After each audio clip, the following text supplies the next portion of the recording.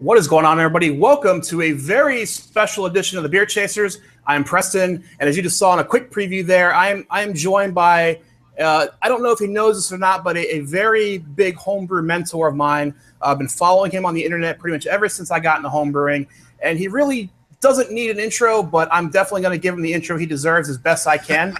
So our guest today is a BJCP nationally ranked beer judge, has been a member of the governing committee of the American Homebrewers Association for many years. His recipes have been brewed by several commercial breweries in both the United States and Europe. Currently consults for several breweries. The only homebrewer to ever have a strain of brewing yeast named after him, and you can find him lurking in one of the homebrewing discussion forums on the internet, as well as some of the Facebook beer groups. He is a contributing author on craft beer for the Homebrewer, as well as co-author of Experimental Homebrewing and Homebrew All-Stars. And he also produces the Experimental Brewing podcast. I welcome to the Beer Chasers, the one, the only one, Mr. Denny Conn. Denny, how are you doing? Great, Preston. Thanks for that, man. And there are many people who thank God that I'm the one and only. Yeah, the one and only. So let's just get right to it. Just tell me a little bit about yourself and kind of how you got started in homebrewing. About 20 years or so ago, my wife bought me a kit of ingredients and equipment as a Christmas present. Living in Oregon, we'd been into good beer for, quite a while. And I'd always, I'm a real hands-on, kind of like to do it myself guy. I got into cooking for a hobby when I was 12 years old and saw Julia Child for the first time. But then my wife and I each ran our own companies, and, making a great meal that we could both enjoy at the same time wasn't in the cards. But I was running a recording studio at the time. My business partner had gotten into home brewing. And I said, geez, I'd really like to do that, but I just don't have the space in my tiny little house for it. And he showed me how easy it was, how little space it. So my wife bought me the stuff for a Christmas present. I brewed kind of like an equivalent of a Sierra Nevada Pale Ale that it came with, a Cascade hopped American Pale Ale. Yeah, super hoppy beer for the time, right? 35 IBUs or so. I mean, that was yeah, right, people's minds. Yeah, and it turned out fantastic. I mean, I still remember opening that first bottle and hearing it go. And feeling like I'd done magic. I still get that feeling every time I'm like, please, please, please, please. Ah, yes, yes. I haven't bottled in so long, I've kind of forgotten what it's like. But so anyway, so that was, that was real validation. I went on and started like brewing other things and entering competitions and doing fairly well. So it was, it was a real ego boost and made me think that maybe I could do this. So I just kept on doing it. Just last week, I brewed my 523rd batch. Wow, okay. It's quite a bit. So since you started brewing and kind of going to today, what's some of the biggest changes you've seen kind of in the brewing landscape, from then to today? What's changed the most? I would say there are two big areas. One of them is the availability of more ingredients and better quality ingredients. When I started brewing 20 years ago, liquid yeast was just kind of starting to be known. Was it super expensive then? Was it, because right now it's about $8 a vial. Was it more than that then? No, it was about the same, but accounting for inflation and everything else that's gone on. So no, it was not comparatively more expensive, but we now have a much better selection of hop varieties, and the hops are much better quality. Same thing with malt. We have a much wider selection of malt, and of course these days we're into all the craft maltsters and stuff doing stuff. So that has really made a big change. And the other thing that has changed a lot is the knowledge base. Back 20 years ago, there was a lot of home brewing wisdom based on commercial brewing and myth. And, being super lazy, I kind of set out to find out what of that really mattered and what you could just kind of go, no, I don't need to do that. I don't need to do that. That doesn't make any difference. That's a tough thing because it takes a lot of time to brew and a lot of effort. And sometimes it's like, you're going to spend a lot of time, and I don't want to go too far off the beaten path because at the end of the day, you want to enjoy what you crafted, but it always is fun to have that little bit of experimentation to still say, you know what, I'm just going to go for it. So you're blazing trails. Well, yeah, man. And, and my attitude has always been, hey, it's only beer. You can always make more. And also, I want to know. I'm the kind of guy who gets into something and totally geeks out on it. I was into computers starting in about 1965 when I started learning to program and stuff. Turned that into a job for a while before I decided I hated doing it for a job and quit doing it. Started playing in rock and roll bands when I was 12 years old. Did world tours with all these big name bands. And nice. Who'd you tour with? What kind of stuff did you play? When I was doing the world tours, I was always a roadie, or a tech guy. I played in a lot of other bands, kind of like regional bands and stuff like that. I'm a bass player mainly. So I did a lot of that, ran a recording studio for 30 years, spent 30 years being an audio engineer at a performing arts center, and finally decided, okay, so here's another great hobby I've turned into a job. Right. And, where you have to do it and you hate it. So when I got into homebrewing, I swore to myself that it would always be a hobby. I would always love it, and I would never do it for a job. I'm getting perilously close to that right now. Yeah, and it's like you almost read my mind, because I was going to segue into that. As much knowledge and wisdom you shared, and I'm going to go on a side story real quick and to explain to the audience. One reason I've always loved Denny and always try to find Denny wherever I can is that Denny's focus has always been on the homebrewing aspect of things. There's a lot of, like you said, myth coming down from kind of commercial brewing, but Denny's always been razor focused on, yeah, the commercial brewery, that might make sense, but what you're doing at the homebrew scale or in the homebrew aspect, it's not quite the same, and it's not quite so. And there's things you could do at homebrewing, and it's not that it's going to sacrifice quality or anything like that, but it's just not necessary. Commercial breweries are doing things for commercial purposes. At home, you don't have to worry about some of those things. So that's why I've always tried to follow you and find you. Whenever I'm in a forum and I'm looking at things, if Denny's responding, I know Denny's been out there. He's personally tried it. He's not taken the hearsay from somebody. And I can pretty much believe what he's saying as factual because he's gone out and done it. So to segue into it, I was going to ask, all that time you've been out here giving so much great knowledge, and, you have a yeast named after you, which we'll get into in a little bit. But I've never seen anywhere that you brewed commercially. So I was going to ask why that was, or had you, and we just didn't know about it, or? I have not brewed commercially on my own. I've done for the 2012 National Homebrew Conference in Seattle, I got together with John Meyer and we brewed a batch of rye IPA as one of the commemorative beers on Rogue's system. I've helped, I've kind of like co-brewed on commercial systems a few times, enough to know that is just not for me in any way, shape, or form, I'm really dedicated to being a home brewer. That's what I like about it. So that's what I do. And, I respect people who brew commercially because I know how much work it is. But being a home brewer gives me the freedom to do what I want and the fun. Because, man, if it is not fun, then you're doing it wrong. That's why I brew, is for the fun of it. Yeah, so to touch on another point you're saying, what's changed in the landscape is the availability to many different malts and maltsters and hops. Do you think we've crossed that point where it's too much? Because as a beginning brewer, when you kind of make that step from buying a kit at the store to kind of start looking at your own recipes and all grains, you have a lot of options. And I think a lot of brewers think, well, the more grains, the better. And a lot of times, as we know, sometimes keeping it simple is much better. So do you think we're at a point where there might be too many options, or what's your feedback on that? No, I don't think so. I think that, we're at a point maybe where people need to realize that there are a lot of options and kind of like do a laser focus thing, especially for a new brewer. One of the things that I recommend to new brewers that home brewers have a really tough time doing is taking the same recipe and brewing it over and over and over again until it comes out exactly the same way every time.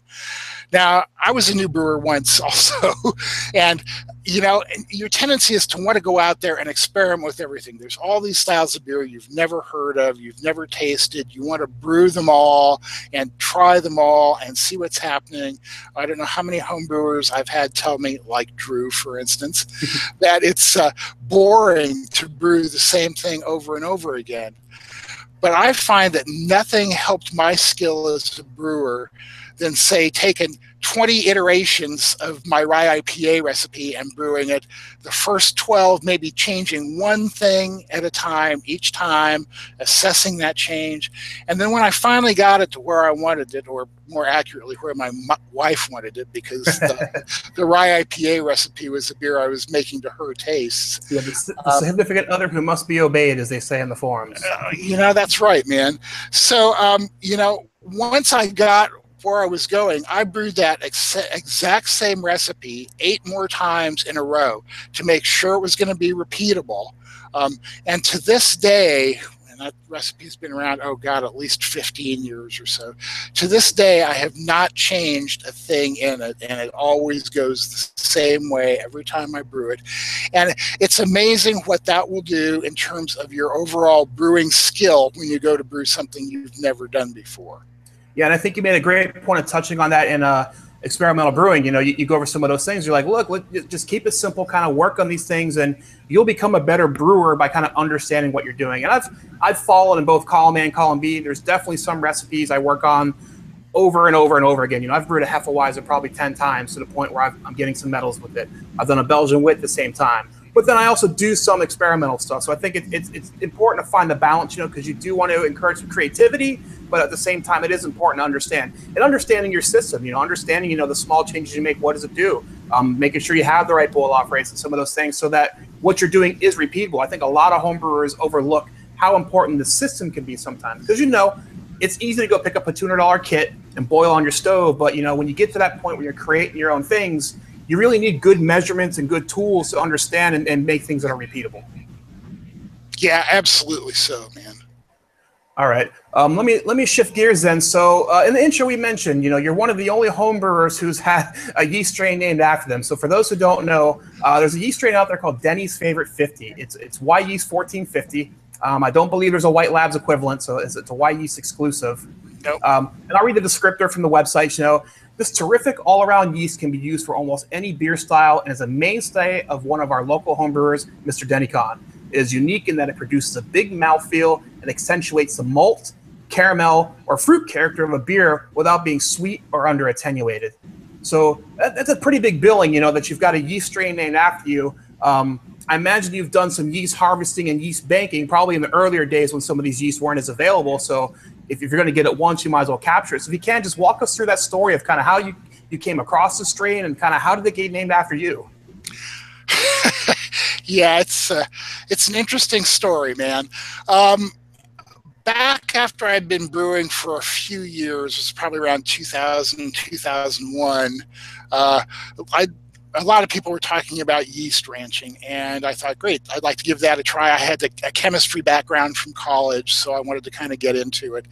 And so I ordered a kit of equipment and a bunch of slants from this company in Los Angeles called BrewTech. Mm-hmm. And one of the slants that I ordered, they called CL50 California Brewpub yeast.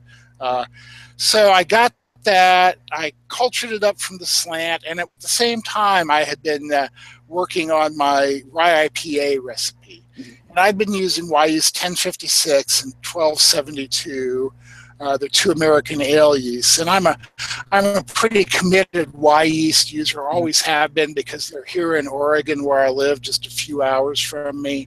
So not only do I feel like I'm supporting the local guy, I can often get a snack just a day or two before I bought it, you know? Yeah. I mean, you're getting super fresh. Your vitality's through the roof. Yeah. So anyway, so I tried this CL50 and the rye IPA, and I just absolutely loved it. It was very clean yeast, like 1056 or 1272, just maybe the slightest hint of character to it. But what I really loved about it was the mouthfeel that it left in the beer, a big, silky, smooth, kind of mouthfeel to it. I mean, when the description says it accentuates caramel and stuff like that, I don't know how accurate a description that really is, because it's more about the mouthfeel than any flavor kind of things. So anyway, back in those days, the internet for beer pretty much consisted of a Usenet discussion group called Rec You're going old school. Oh, you're going old man. school. Yeah. Yeah, so it was that, and it was the Homebrew Digest mailing list, and it was Scott Abean's Brew Rat Chat, and that was about it for internet beer stuff. But I started talking it up on this Usenet discussion group, and people started getting interested in the yeast. But most homebrewers didn't want to have to deal with culturing it up from a slant every time they used it. Meanwhile, the company I got it from, Brewtech, had gone out of business, and they had sold their yeast bank to another company. It went out of business. It got sold to another company. And also during all of this, I had gotten elected to the governing committee, the AHA governing committee for the first time. And one of the members on it was Dave Logston, the guy who had started Y Yeast and was at that time the owner of it, the head of it. And I tried to get Dave to carry this yeast because I knew that people wanted to have it without having to culture it up. But he wasn't real interested in carrying it as long as somebody else had it.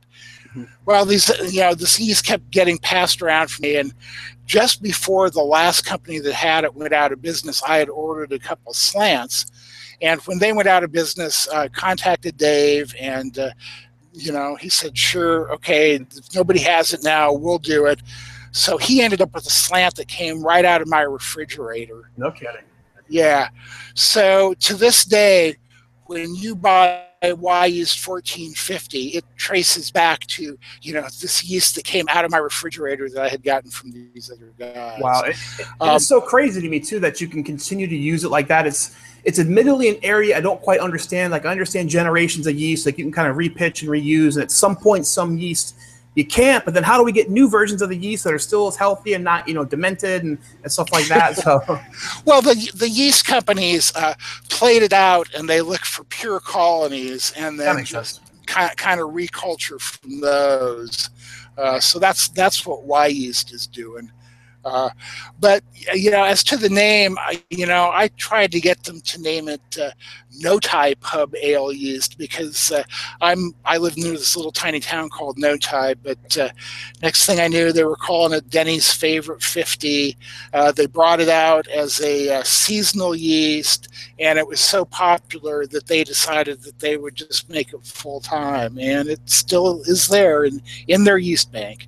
Yeah, I've been using it in many of my American wheats and American fruit beers, and the descriptor is pretty accurate. It's very clean, and it does kind of allow some of that kind of sweetness to kind of shine without overdoing it.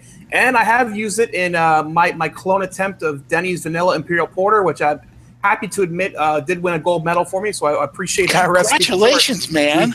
Now, I did go against conventional Denny wisdom of, well, why don't you brew it the way it's meant to be brewed the first time and then make adjustments? But the only tweak I made to it is I add a little bit of flaked ingredients because I always add a pound of flaked if the recipe in the style affords the ability to do so. So I think a pound of flaked oats just to kind of boost the mouthfeel a little bit. But yeah, we took gold with that, and the bourbon version got a silver in the wood category, whatever it was. Oh, man, that's great. Congratulations, Preston. Appreciate that. So anybody who it was within our listening audience is looking for a great porter recipe, Denny's Vanilla Imperial Porter, solid. Definitely does a job, and it's great.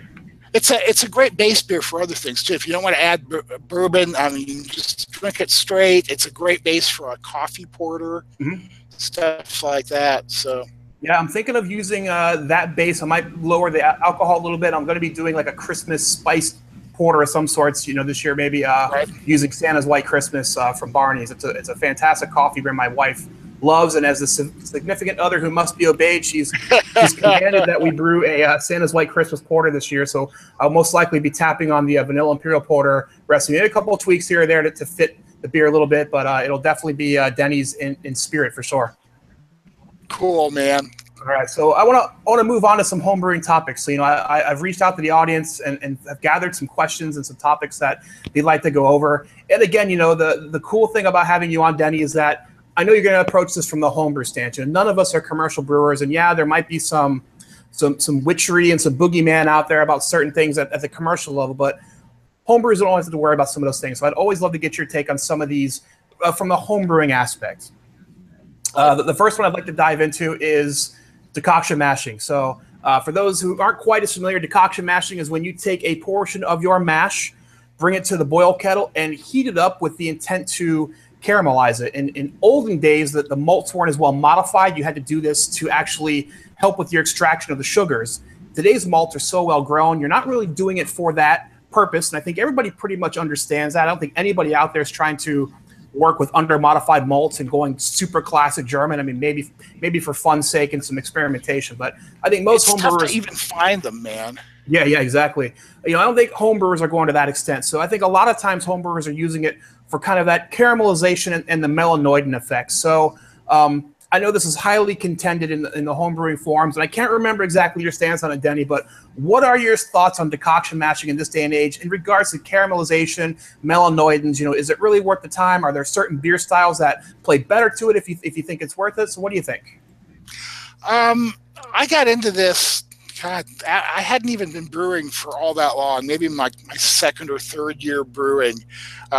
Decoction mashes were all the rage and all the talk online, so I decided I would try one. So I made a decocted version and a non-decocted version of the same beer, not as a comparison, but just because I didn't, when I made the second batch of it, I just didn't have time to do the decoction. So one day I was sitting around drinking the decocted version, thinking what a great beer it was.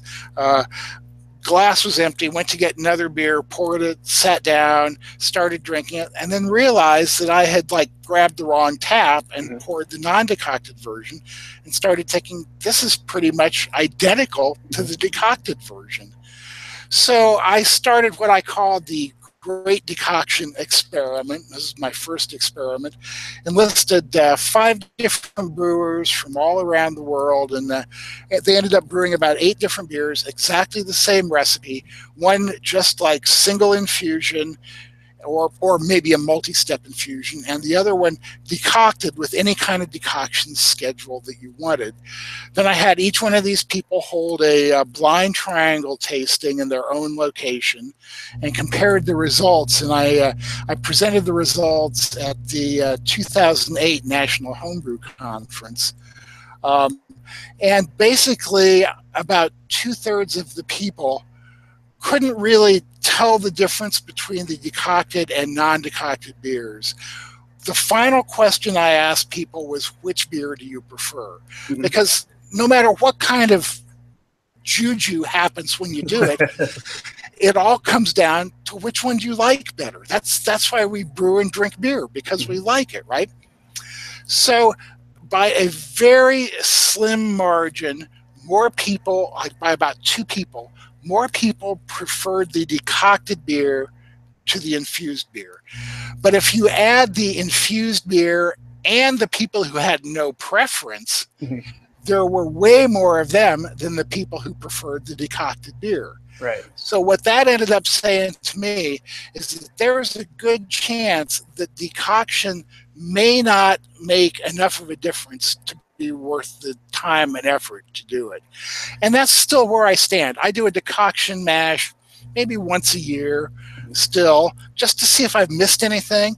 I have to admit, I have never done the all-out triple decoction mash, just because I'm not that kind of guy. Way too much. Yeah, right. So my single and double decoction beers do not produce a beer that I feel is any better than if I was just doing it with a straight single infusion. Yeah, and any kind of multi-decoction or any multi-step mash, especially at the homebrew level, when we're doing, picnic coolers and stuff, is very difficult because the volume levels you're working with and the amounts that it takes to get it heated back up. A lot of times you'll see, like in Beersmith, you can't even do it sometimes. Generally what I do these days, I'm strictly using decoction at a mash out. I'll do my sack breaths for an hour, and then I'll decoct it for 20 minutes to get it up to mash out. Again, just trying to kind of caramelize it. But I'd be curious your opinion. Do you think there may be certain beer styles that are better for it? So I know, me personally, I do it on a Hefeweizen that I'll swear to this day it makes a difference. And it's not mind-blowingly different, but that Hefeweizen that goes through that decoction and doing the acid rest at 110 to kind of promote the 4VG, just the combination of those two things, I think, gives it just that little bit of multi-edge backbone that just isn't there on the single infusion sometimes. And entirely possible that it does. I've done when I do my decoctions, I've done them on traditionally a Munich Dunkel and a Pilsner, because those are two styles that I just absolutely love to drink and brew. So that's pretty much where I've done my decoction. In the experiment, we had people doing them on even things like pale ales and stuff like that. You know, my feeling is that if you enjoy doing the decoction and you feel like it makes a difference, who enjoys doing it? I don't enjoy doing it. I know there are some people who claim that they do enjoy it. The sick fuckers, sadists. Yeah, right. You know, if you enjoy it and you think it makes better beer, then you should do it. Because I mean, you know, years ago when I was younger and more full of piss and vinegar, I would try and convince people that I was right about things in brewing. Yeah. And these days, I don't do that anymore. I put out my experience and say, try it for yourself and make up your own mind. Because again, we're home brewers, we're doing it for fun. It's whatever you want to do that you think you enjoy doing and makes a difference. That's what you should be doing, not what I or somebody else tells you to do. Fair enough. I don't think we have to go anything more than that. I definitely agree with all those points. The next topic is batch sparging. So arguably, some would call you like the godfather of batch sparging. I know this wasn't a technique that you came up with, but I believe it was a technique that had kind of been out there, but not really well recognized. And you can correct me if I'm wrong, but you kind of brought this to the forefront of saying, hey, this is a viable way to sparge, you know? Is that accurate? Do I have it right? Yeah. Like many of my best ideas, it was stolen from somebody else. Back in the my very early days, when I was reading the Homebrew Digest mailing list and on the Rhett Crafts Brewing Usenet discussion group, I quickly learned to identify people who I thought knew what they were talking about, you know, and started paying attention to what they said. One of them was a guy named George Fix, who was one of the really early brewing science gods. And, and he talked a lot about having rediscovered batch sparging, this ancient German technique. Another one was a guy named Bob, and I have just gone blank on his last name, who was on the Rhett Crafts Brewing group. And he had been brewing for a long time, even in 2000. And he had just gotten rid of his system with, you know, fanciness and stuff, and had gone to batch sparging. I was just starting to get into all grain. I'd done a couple batches fly sparged in my kitchen and decided that it was a real pain to do that. So at the same time, a guy named Ken Schwartz had just published a paper that he had presented at the National Homebrew Conference up in Portland in about '98 about batch sparging. So I contacted Ken, built a mash tun based on his plans, and started batch sparging and feeding my data to him to help him build some of the spreadsheets he was doing at that point to help batch spargers. One of the things that happened that was really a prevalent thought at that particular point in time was that batch sparging was less efficient, so you needed to use more grain to compensate for the lack of efficiency. So Ken's spreadsheet that we were working on had a factor in it, a grain scale-up factor. And I noticed that I was always overshooting my gravity. So I started just ignoring the grain scale-up factor and dealing with what my efficiency actually was and trying to make recipes based on that, and started coming out great with, you know, something in like the 75 to 80% efficiency range. Yeah, killer. And we decided, hey, that's good enough for me, you know. So I really, really got into batch sparging. I started talking it up a lot. Back in those days, there was a lot of resistance to it. Oh, I'm sure. The people just, I remember one homebrew shop saying that he told his customers never to batch sparge because they would make dirty beer. Whatever the hell I'm sure people looked at, like you said, the Earth was flat, which, you know, to today you almost got to chuckle a little bit tongue in cheek here. But, you know, you probably in there telling, yeah, the world's flat. Like, get out of here. Yeah, man. Well, and that's what a lot of my homebrewing over 20 years has been saying to people. You know, they're lying to you, or somebody didn't think this through, or basically nobody ever tried it, so they don't know. And that's kind of what happened with batch sparging. The more I talked about it and argued about it with people, the more people tried it, if for no other reason than to prove me wrong. Right. But what they started finding was that it actually worked. And these days, it's like my batch sparge efficiency is up to a consistent 83 to 85%. I have a wall full of ribbons that I've won for beers that were batch sparged. It's now the most popular technique to brew, according to Marshall at Brewlosophy, who did a survey about it. Love those guys. Love Brewlosophy. They're great guys, even when they're wrong. They say the same thing about me, too, so it's okay. But, you know, and I think that people have realized that unlike the olden days when it was thought that there was only one right way to brew, we now know there are many right ways to brew, and the right way to brew is what works for you so you enjoy the brewing and make good beer. Yeah, I mean, you can brew in a bag and hoist it up over and steep, you know, which, you know, 15 years ago you would have been laughed at. Like, you can't do it like that. And now, you know, between extract and partial, and I mean, there's many different ways you can brew. So it doesn't surprise me. For the next book that we're working on, I started experimenting with doing brew in a bag with a 20-minute mash and a 20-minute boil, and I'm getting 75% efficiency and making great beer. You know, and who would ever have thought that? Yeah, and to the point too, to the argument of, well, you can get more efficiency out of fly sparge. Let's just say your conditions are absolutely perfect in that absolute perfect fly sparge setup, which odds are it's not always going to be.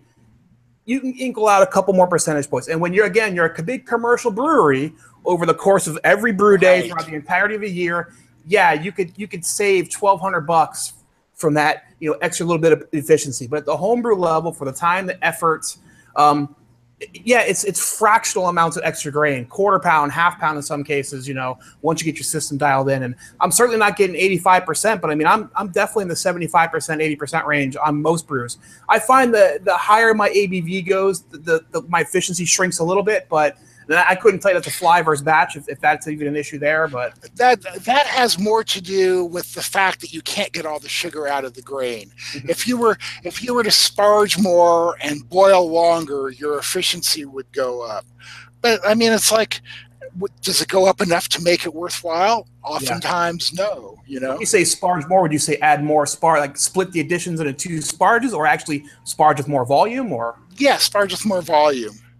You know, I have not found doing multiple sparge additions to make any difference in efficiency, or if so, maybe like 1 or 2 points, not enough for it to be worth the extra effort. I would agree as well. That's been my findings.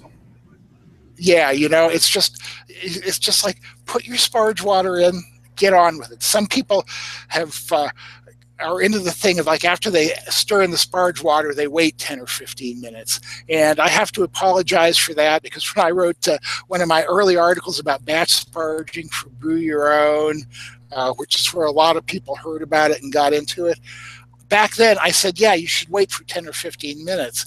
But that was because that was the conventional wisdom, and I had never really experimented with doing it any other way. Just let the grain bed settle for 10 or 15 minutes, and then... Yeah, and there's no need to do that. Really? I now stir in the sparge water, I vorl off, and for me, with my system using a hose braid for lautering, I never have to vorl off more than, say, maybe a quart, usually only a couple cups until I get clear wort. And then as soon as it starts running clear, I just run off. And you gain absolutely nothing by waiting. What about, what are your opinions on the speed that you collect your wort at? So some people say go low and slow, that way you're making sure you get all the sugar, because if you go too fast you might not rinse it fast enough. Is that fallacy? Is that just more kind of the rumor out there in batch sparging? That's totally fallacy, and the key is the word you said, rinsing. Mm-hmm. Because in batch sparge, you're not rinsing the sugars out, you're draining them out. Mm-hmm. Fly sparging, where you gradually add sparge water, is rinsing the sugar. In batch sparging, you get all the sugars into solution, and then you just drain them out. So you're not rinsing anything, so you can go fast. I can tell you that for a boil volume of 7.5 gallons for me, it takes 13 to 15 minutes from the time I start running off my mash, right? I open the valve, run off the mash, add the sparge water, stir it in, boil off again, run that off, and that takes a total of 13 to 15 minutes to get 7.5 gallons of wort collected. So you're saying collecting your first runnings and your sparge runnings 13 to 15 minutes? Yeah. Wow.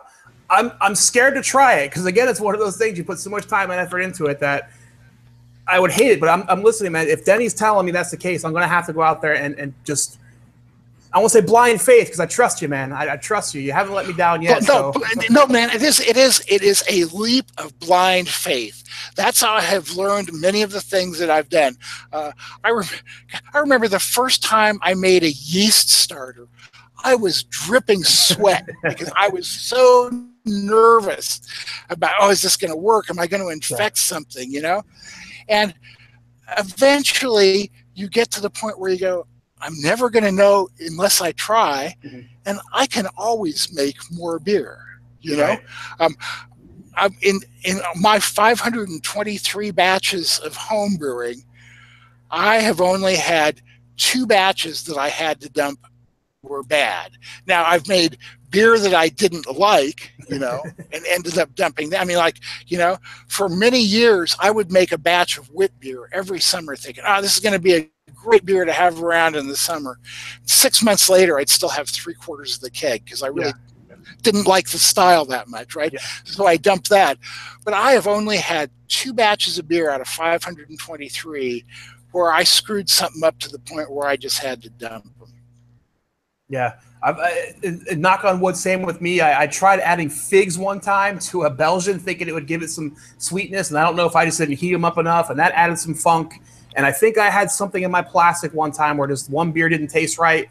Another beer after that, I said, forget it. All the plastic's gone.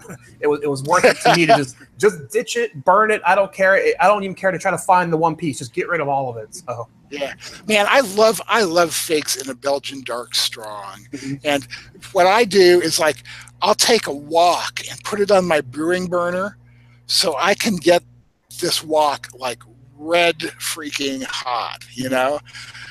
Throw in some diced up figs in there, stir them around a little bit, then take, you know, like maybe 2-3 cups of the beer that's done fermenting, the Belgian dark strong. That's exactly what I tried. Oh, really? And it didn't work for you? I don't know if I didn't get them hot enough or glazed enough, but it definitely funked. I still have 1 bottle of it. I drain poured all but 1 bottle. This was 2013, I think. So I don't know when I'm going to crack it. I'm going to let it sit. And if this beer becomes amazing after 5 years, I'm going to kick myself in the butt for tossing it. Don't you hate when that happens, man? Yeah. So I've definitely learned that lesson. So to wrap up batch sparging real quick. So with all the brewing science that's out there now, as we mentioned, you know, that the science of brewing has changed drastically probably since you started batch sparging. There's nothing scientifically that's changed your mind about batch sparging. You're still pretty much saying, again, it's not worth the effort to fly sparge. You might as well batch sparge at the homebrewing level. Your efficiencies are going to be the same. Scientifically, we're still seeing those numbers. Yeah, right, man. And it also reduces your hassles with pH, right? Because tannin extraction is directly connected to a high pH. It's not temperature like so many people think, right? Because obviously, if it was temperature, you could never do a decoction mash. Right, exactly. You know, so it's pH. And what happens when you fly sparge, you're continually diluting the buffering power of the grain. The grain has the ability to pull the pH down. The darker the grain, the more it's going to pull it down. When you're batch sparging, you're continually running off that wort and you're diluting the buffering power of the grain. When you batch sparge, it's all in there at once and you have much less worry about pH in your sparge. Yeah, it makes a lot of sense. Yeah. The next one, and I know this is, again, is a recent topic for me, as well as some others, is hot side aeration. So For those who aren't familiar with it, aeration of hot wort, the theory is going to cause the oxygen to chemically bind to various wort compounds.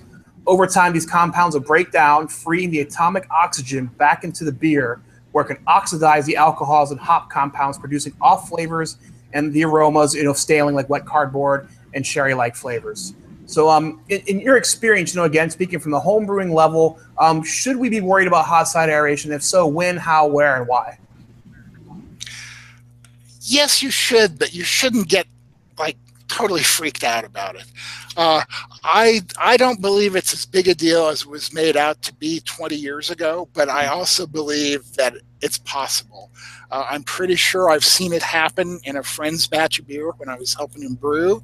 And the bottom line is it's easy enough to prevent it that you might as well. Mm-hmm. And I know that, I've done things like, run the wort off from the mash into a bucket and then just pour that bucket into my kettle and let it splash everywhere and bubble up and do all that kind of stuff, and still not had a problem with oxidation of the beer. That is how I do every single one of my batches, just to let you know. I've got freaked out by a guy one time, and I started using my siphon to try to siphon it, and I had a tube running from my mash tun into the bucket and trying to be gentle with it.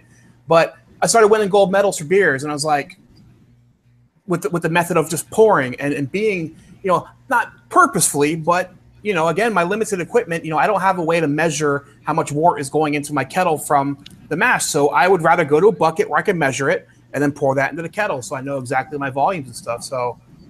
Right. Well, and these days there's this whole group of people who are into low oxygen brewing, and they do things like deoxygenate their mash water before they use it, transfer it very gently. They go through a lot of things that I am just not interested in doing, and they claim that it really retains the malt character of the beer a lot better. My feeling on that is that I would have to be really dissatisfied with the beer that I'm making with my method before I go to some of the lengths that these guys do. But that, it's a personal decision if that's what you want to do. But they obviously believe that oxygen pickup at any point through the brewing process can be a problem, from the mash itself on. So, like I said, I don't believe that is the bogeyman that people used to make it out to be. But I also believe that it can be a problem, and the more things you can do to avoid it, probably the better off your beer will end up being. Yeah, and I'm wondering too, I'm starting to kind of pick up on my IPAs. I don't drink a ton of IPAs. I'm more of a German malty kind of guy. I like my Belgians.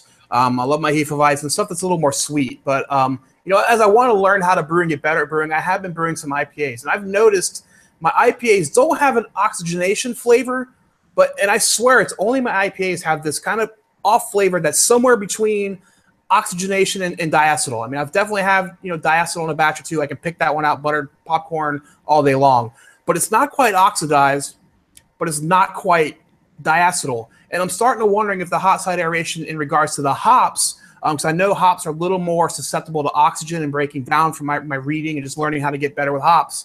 So I almost wonder, depending on style would also kind of lean you to be heavily hot beers. You might want to be a little more careful than beers that are a little more plain, where the malt probably won't break down as much as some of those hops. I don't know if you have an opinion on that or. Actually, I think that the malt will actually be as affected. For me, it's like people always talk about how oxidation tastes like wet cardboard or something, that is just one of a range of effects it can have. It can also kind of give your beer this kind of strange, intensified caramel kind of flavor to it. Mm-hmm. Lots of other effects from it.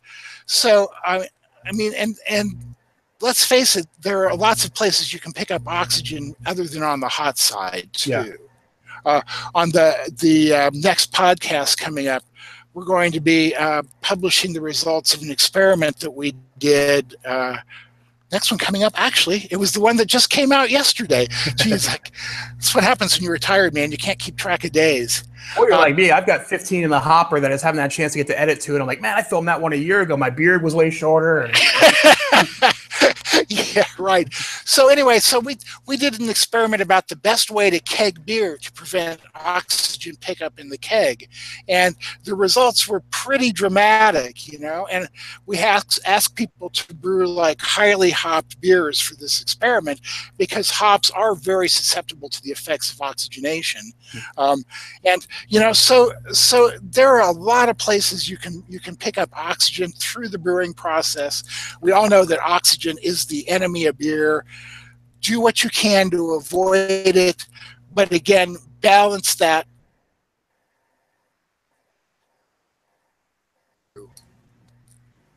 We lost you there, Denny, at that last little part. You said balance it. Balance your efforts to control oxidation as you brew so that you can keep the enjoyment in it. Nice. Awesome. Easy enough. The last of the topics I wanted to ask you about is lagering. So over the last couple of years, they've introduced kind of these quick lager methods. I don't know if you've had a chance to try any of these. You know, I think we can all agree that lagering beers that need to be lagered does add a little bit of cleanliness to the beer. The yeast get that chance to kind of clean up some of these beers. They become a little smoother. But you know, the lagering of 6 months, you know, in a cold cellar never being touched versus this kind of quicker method where you can kind of lager a beer in 3 to 6 weeks. Have you had any experience from the homebrew aspect kind of with these quick lager methods? And what have your findings been from kind of that quick versus long traditional lager? Yeah, I actually wrote an article about it for Brew Your Own. It was in last January's issue, I believe.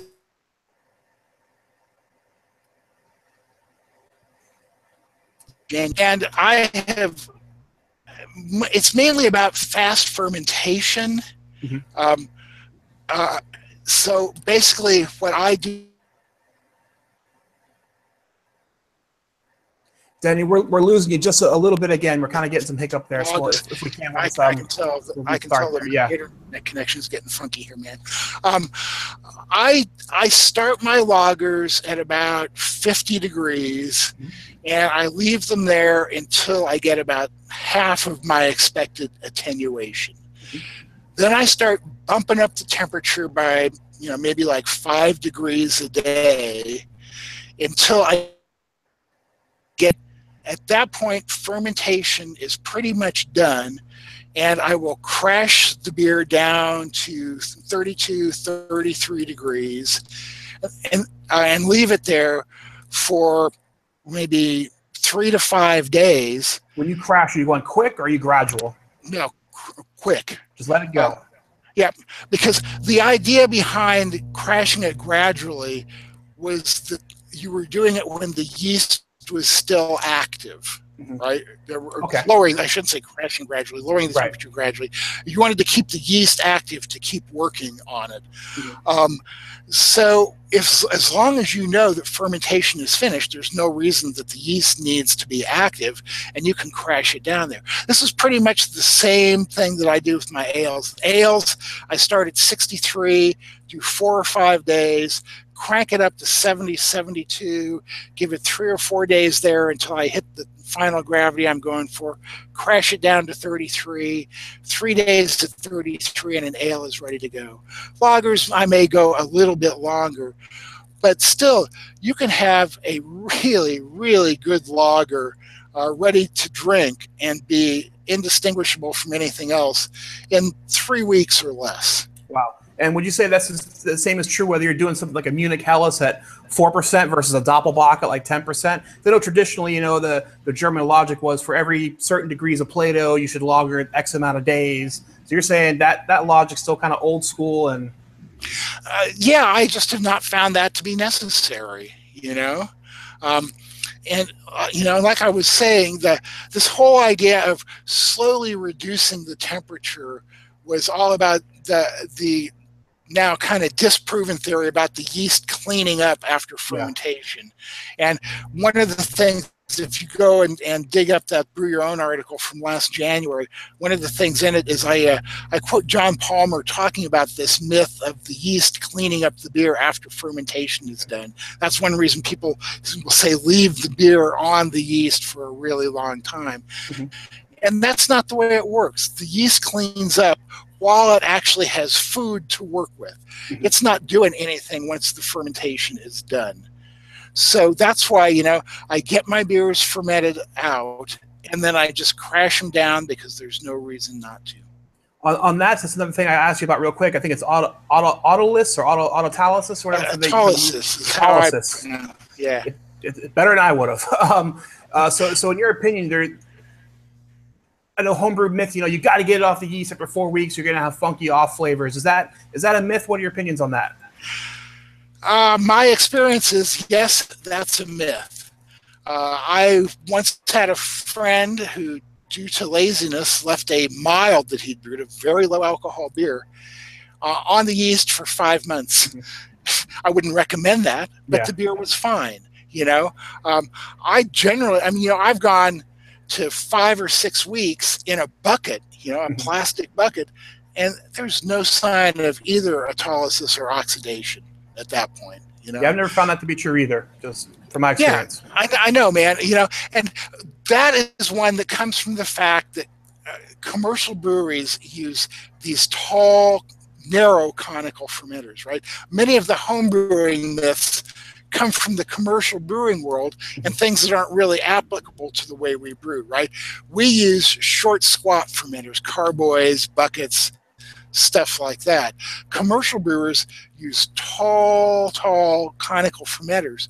So there are thousands of pounds of pressure on these yeast cells from all that liquid above it. Right. And, that has a big effect on the autolysis, more than the length of time that the beer is in the fermenter. Obviously, the longer the beer is in the fermenter, the more time this pressure is going to be pressing on it and having its deleterious effects. But, at a homebrew scale, it's just not a worry for us. Awesome. Well, it definitely makes sense to me. Again, and those are that's why I've always loved about you, is that your focus is on the home brewing scale. And I've found from my experience, too, that people talk about things from the brewery aspect of it. And again, that's true for them. But at home brewing, some of those things we don't have to worry about so much. So, yeah, man, you're always hearing people say, well, I'm going to do it this way because that's the way commercial brewers do it. But that's probably not the way commercial brewers would do it if they were home brewers. Yeah. Especially if they're afforded the time, the equipment, the budget to do it that way, I'm sure they would be. Yeah, but that's right. They've got to crank the beer out. They've got to get it out. They got to get the next one in, and any little edge to get them a couple percentage points, no matter how silly it is, they're going to do that because they have a bottom line to think about. That's exactly right. All right. Last little segment I want to move on to is I do have some questions from some of our viewers that didn't quite fit into some of the questions we had for you. So the first one's from John Flaherty. He's one of the original Beer Chaser guys who helped me start the show. He wanted me to ask you, what's your favorite style or two of beer to brew? I tend to brew a lot of IPAs and pale ales because my wife really likes beers. Or of hoppy beers. Her idea of a perfect beer is 70 IBUs or more. And living here in the Pacific Northwest, I tend to really like hoppy beers also. Yeah. We got great access. You can walk out your back door. Barring there's no fires, of course. I understand you guys have been ablaze there lately, but you can pretty much walk out your back door and pick some hops. I imagine they grow wild out there. They do, but I've got a Cascade plant I've been trying to kill off for 4 years. I grew it for about 12 years or so, and ended up getting 23 pounds of hops off of this one plant, and then taking a week or so to pick and process them all. Then I realized I can buy all the Cascades I need for $8. So right? It's So I've been. Yeah, the hoppy part is gone. So I brew a lot of really hoppy beers, and then I really tend to like German and Belgian styles. So I brew a lot of German pilsners, triples, dark strongs. I got sent a 50-pound jug of D240 candy syrup about a year ago. Man. So I've been brewing a lot of dark strongs, trying to use that baby up. Have you ever used any of that candy syrup in something like a stout, or? No, I haven't. I don't brew a lot of dark styles other than dark strongs. And when I first started brewing, all I brewed was porters and stouts. And eventually just kind of like burned out on those and started thinking that, well, it's much more of a challenge to brew lighter styles of beers. So whether or not that's the case, I just experienced porter and stout burnout. Although I recently been talking to a guy who was interested in using some of the D240 syrup in a foreign extra stout that he was going to make. He was looking for more fruit flavors, and that's more like what the 180 has, the plummy flavors and stuff. The 240 like molasses. I mean, it's got to be like it's like it has a lot of like coffee and chocolate flavors to it. Are you still using like a pound of it, or do you have to scale it back since it's so rich? Or I use a couple pounds, man.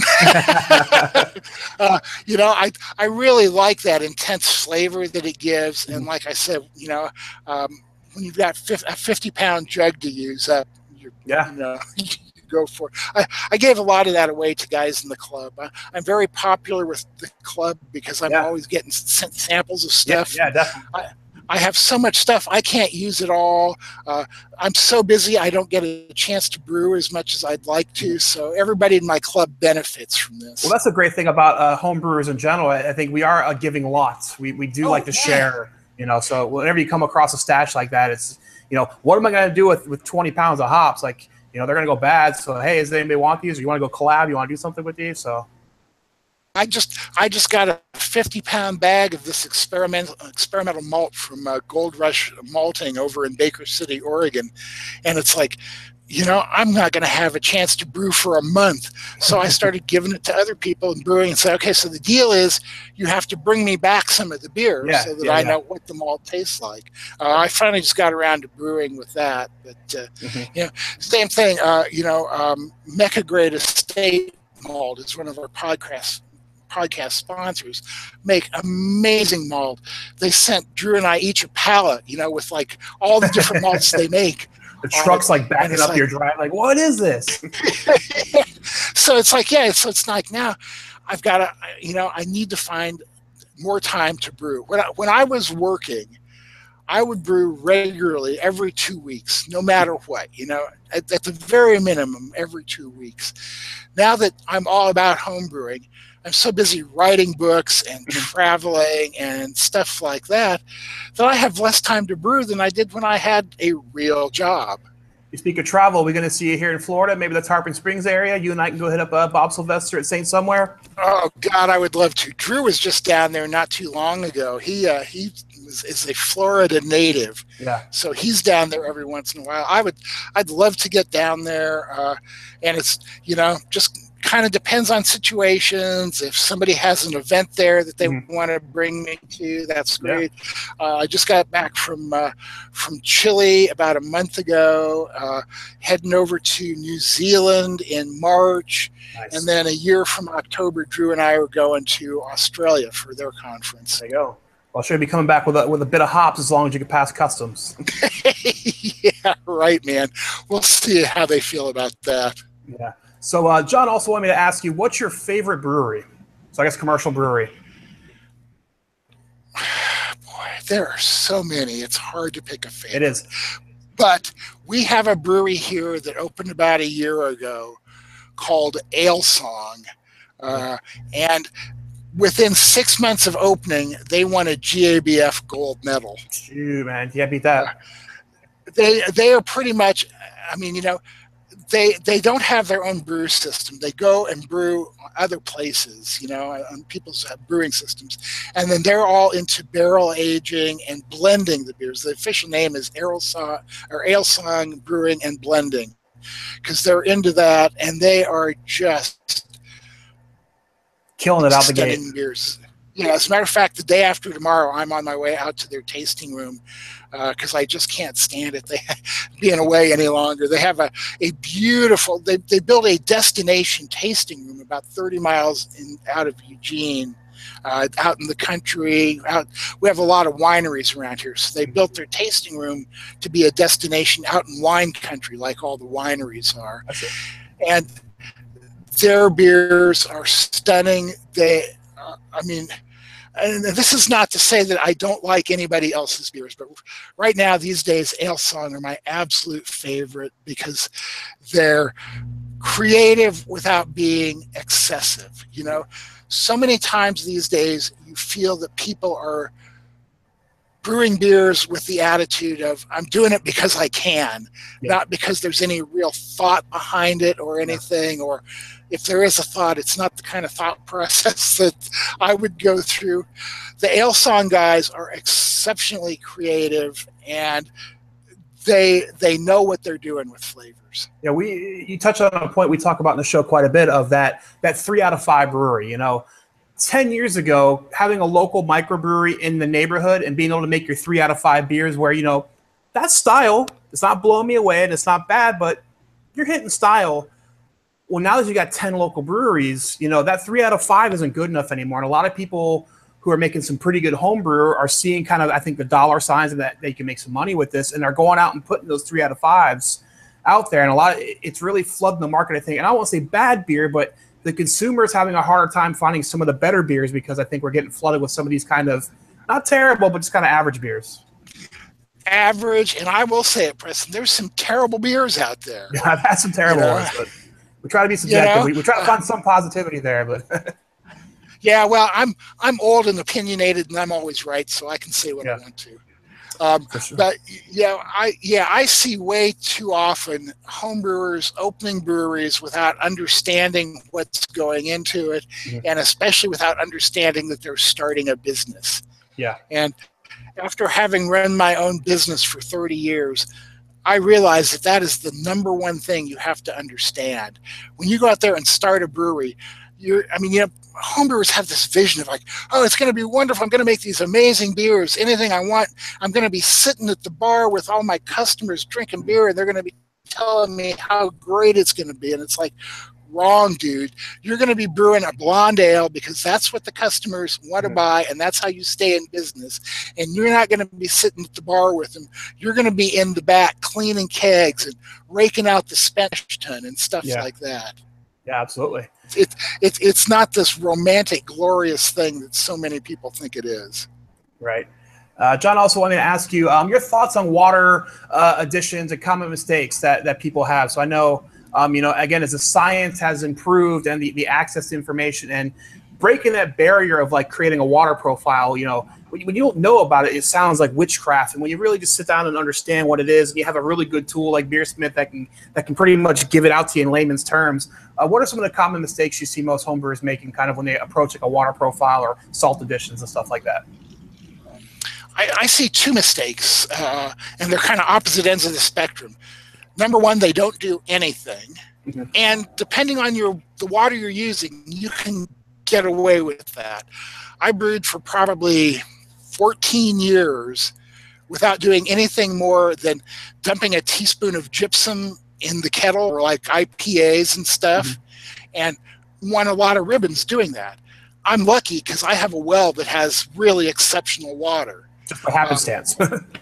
Yeah, exactly. One of the reasons I've always felt that my brewing has been so good was the fact that my water is so good to start with, right?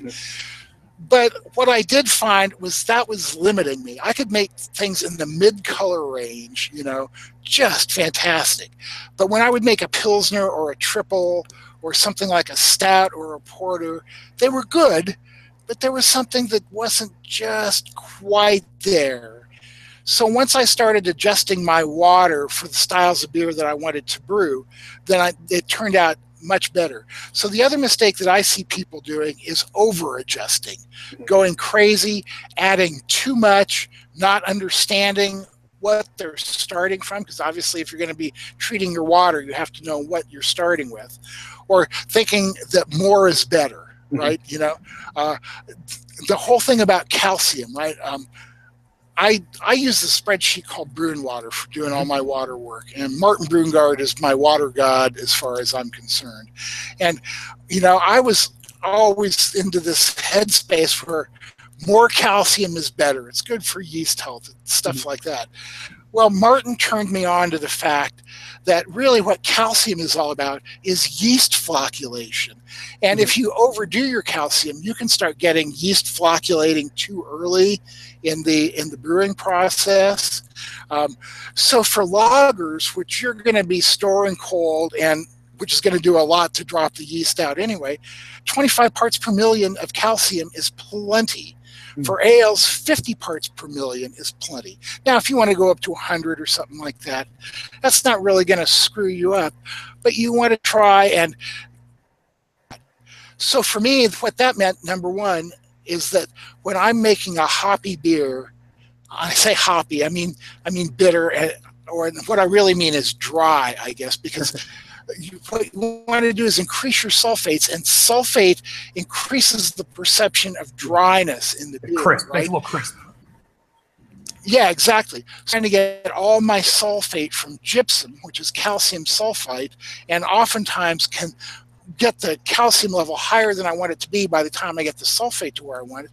I've started using Epsom salt, which is magnesium sulfate, because a touch of, and again, you don't want to overdo the magnesium, but a touch of magnesium runs. It's too much. That's true, man, and not to mention making your beer taste weird, but a bit of it can really help with yeast health, especially if you're going to culture save the yeast and. So I've started, splitting my sulfate additions between gypsum and Epsom salts, for instance. But again, what you need to do is get a kind of understanding of why you're doing what you're doing. And then I've found that doing the least water treatment I can do to get me where I'm going is the best way for me. Awesome. Chris McAlexander from my brew club, Pub Guild. What's up, Pub? Wanted me to ask you, what's your thoughts on the latest craze of New England IPAs? I hate them. I haven't had one yet that I like. A friend in Massachusetts sent me 10 of them. Most of them from a brewery there called Treehouse, which is supposed to be, a really great example. Yeah, I just don't care for them.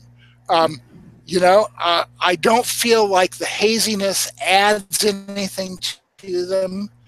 I don't like the fact that most of them have almost no bitterness to them. To me, an IPA is all about being bitter. Yeah, it's very soft bitterness, that style. Very soft in the palate. Yeah, and that's, to me, it's like, great, so call it something else. Just get the letters IPA out of there, because it has nothing to do with an IPA. If they call it a New England ale, you'd be a little happier with it, you think? Yeah, exactly. Just like, I don't care what somebody else drinks. I really believe that everybody should drink what they feel like, whether it's Budweiser or New England IPA, right? I'm not going to judge you on what you drink. And I find myself getting judged by many people on the fact that I don't like New England IPAs. People are going, what's wrong with you? It's like, well, man, I kind of have to strain it through my teeth to get the grit out. And, I don't feel like an IPA should have crunchy particles in it, stuff like that. So I am just not a fan of New England IPAs in the least, but again, one of the reasons there are so many styles of beer is so that everybody gets to pick the one they like. Yeah. He wanted me to, a follow-up question would be, what do you see as the next big beer style coming up? What's going to be the next popular one? Boy, that is tough. I think that through the sour phase, we went through the black IPA craze, and then that pretty much fell off. We went through the sour beer craze, and that is now starting to decline. Although, they're still going to stick around. You're going to see more of those residually than you will of the black IPAs. I know we went through a session IPA phase for a little bit too. Session IPAs were hot for about a summer, and then. Yeah, and I think that session beers in general, lower alcohol beers, I think may be like what really comes on next. I see New England IPAs kind of going the way of the black IPA, where after a couple of years you're still going to see a few of them around, but the craze for them will be gone. But lower alcohol beers, I think, maybe are starting to come on more, because people like the fact that you can drink more of them and get real flavor. Something like Yard's Brawler, great example of that. Mm-hmm. All right, and the last one I had for you, a buddy of mine, Will, we were actually discussing some beer stuff today. He didn't really ask a question, but his question kind of made me have a question for you in regards to your opinion on dark grains. So there's a school of thought of when you add dark grains to the malts, or sorry, to the mash. Some people are adding it really late into the mash versus putting it in there. What are your thoughts on like that process? Does it really, again, the homebrew scale, like should we be worried about reducing the acridness or the pH and the bitterness of putting roasted malts in the beginning of the mash or towards the end of the mash? What do you think about that? I think that if you don't want to deal with your water chemistry, that's a good way to go.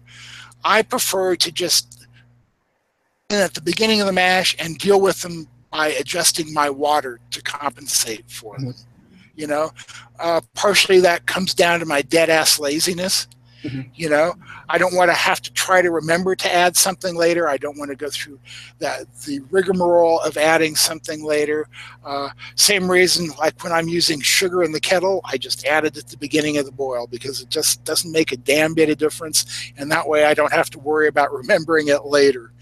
So, if you don't want to deal with your water chemistry, adding your dark grains late in the mash is a great way to deal with it. You get different results that way. You get less flavor out of them. But if that's what you want, that's a really valid technique.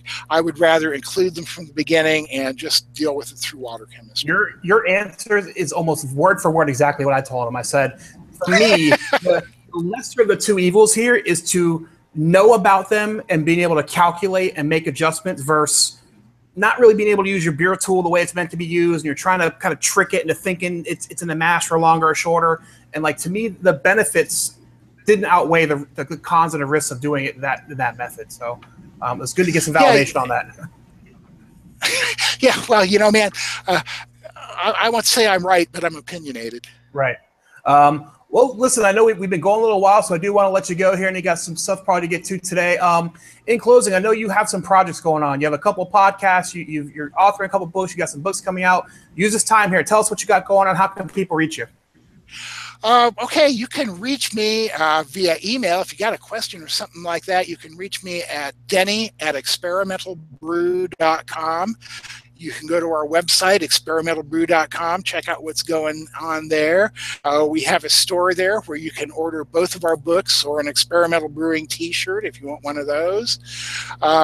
We're working on another book right now that I think will be out maybe like in about a year or so. I can't really say much more about that. We'll be appearing at the National Homebrew Conference in Portland this summer, so if you're there, please come by and see us. Check out the podcasts, Experimental Brewing and the Brew Files. They're on iTunes and pretty much any other podcast service that's out there. And, if you see me somewhere, man, you want to talk homebrewing, come up and grab me. I'm always ready to talk. Yeah, that's the thing we've loved most about you, man. You're super accessible. I mean, you pretty much answered this email within a day, and we're like, yeah, I'd love to do it. And here we are spending an hour talking homebrewing, and I really appreciate that. In closing, is there anything you want to tell the Beer Chaser audience? Have fun, man. Homebrewing is all about having fun. The beer is great, but you need to be having fun brewing, having fun with your homebrew buddies, because that's why we do it all. That's what it's all about. And if you're not having fun, you're doing it wrong. Yeah, and if you've seen on the forums, it's relax, don't worry, have a homebrew, and that mantra really will take you a long ways. It is just beer. You can make some more. You're going to make some mistakes, but importantly, you're going to learn from those.